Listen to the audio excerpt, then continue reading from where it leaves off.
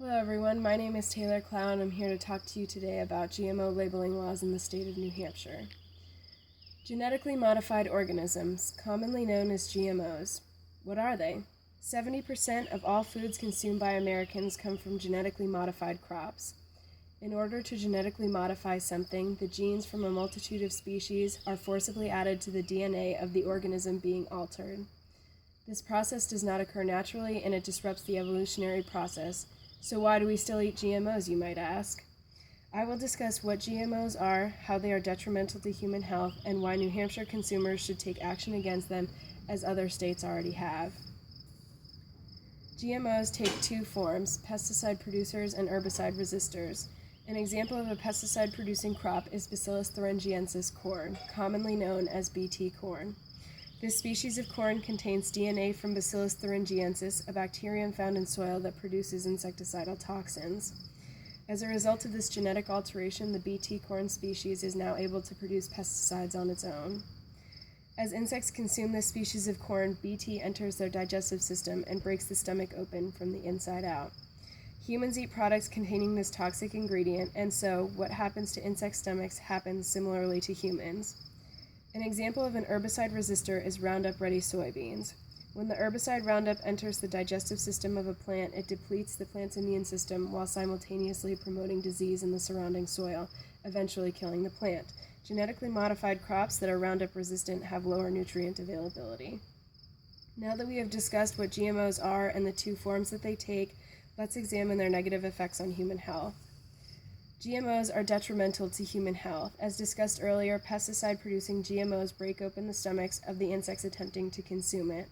There is a similar effect that occurs in human stomachs due to the disruption of microflora.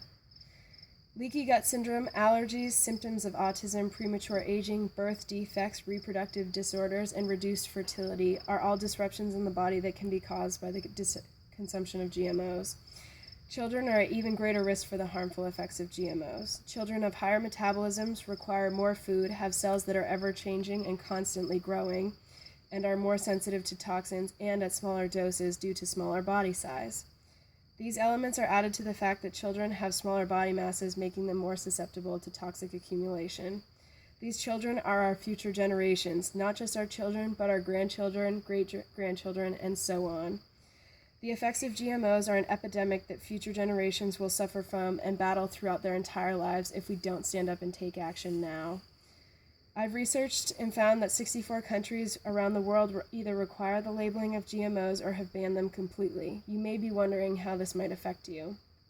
American companies adhere to these laws in the trade market, meaning that products sold in the U.S. use genetically modified ingredients, but the exact same products shipped to countries with GMO labeling laws use natural substitutes. Wouldn't it be easier for these companies to produce the exact same products for distribution to all countries?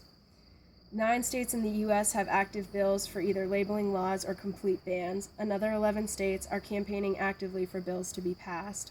In 2014, New Hampshire proposed a bill requiring GMO labeling, but was squashed by GMO-supporting lobbyists who manipulated lawmakers into killing the bill.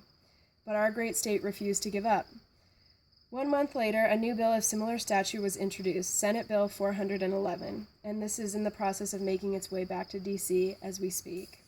In summary, the 9 crops that undergo genetic modification make up 70% of food products in the U.S. GMOs are lethal to human health. Eliminating them from our diet is a form of preventative care. Such a choice could lead to outcomes like lower health expenses and healthier living. I would make changes to Senate Bill 411. I would require bars and restaurants to adhere to the GMO labeling law. I would require animal products fed a genetically modified diet to adhere to labeling laws as well. No one should be exempt from this law. If GMOs are found in the majority of our food, we have a right to know, and more importantly, we have a right to choose whether or not to consume them. New Hampshire consumers have a right to choose to opt out of the science experiment that is genetically modified organisms. Thanks so much.